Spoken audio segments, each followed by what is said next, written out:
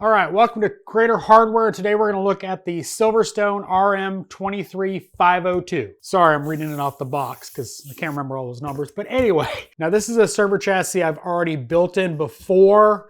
So I'm going to do a review on the case, giving my thoughts on it, some of the things I've noticed, having done actually several servers in the same case, different motherboards, swapping out stuff like that. So we're going to go over it. We're going to unbox it. And we're going to talk about some of the things I like about this case, some of the things I don't like about it.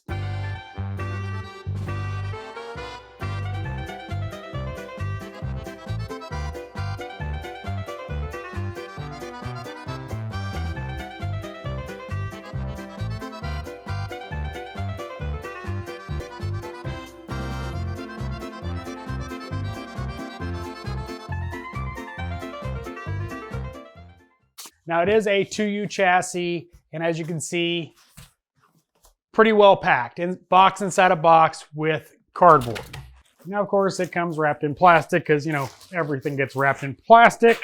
Now the top is held on with 6 screws and 2 locating tabs in the front here.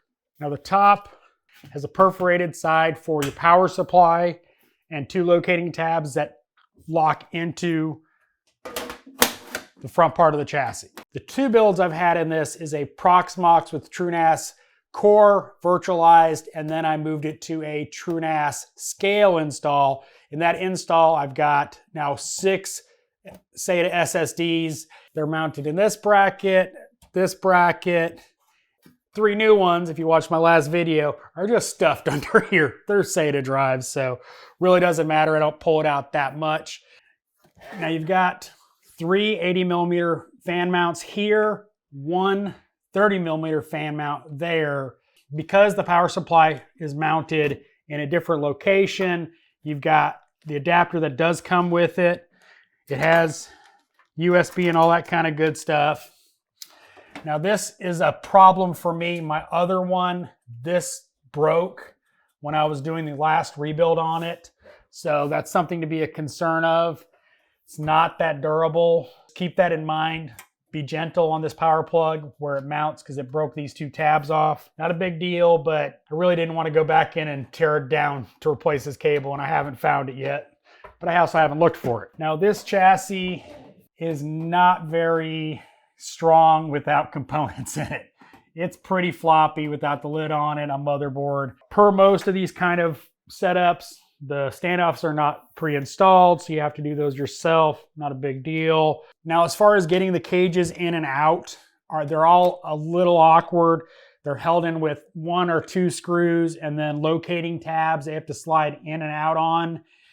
And they can be a little awkward to get all of the locking tabs back into their holes, get it all lined up, especially when you're trying to do that with, you know, hard drives in them. So not the most user-friendly 2U chassis, but definitely not the worst. I paid for this. It was on Amazon. I bought it, so keep that in mind. Not a sponsored review. I bought it. Now this front bay right here is not for hard drives. It is for 5 1/4-inch bay devices, so you could put, you know, DVD ripper or something like that in there. So it's not for hard drives. Now as far as mounting hard drives, you can mount 5 hard drives in here, no problem.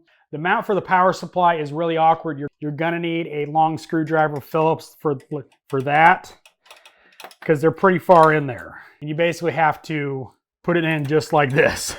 That is one awkward thing about this box, is getting the power supply in and out. I mean, I guess you could potentially take off the front fascia, pull it aside, and then slip your power supply in, but that would be a lot of screws.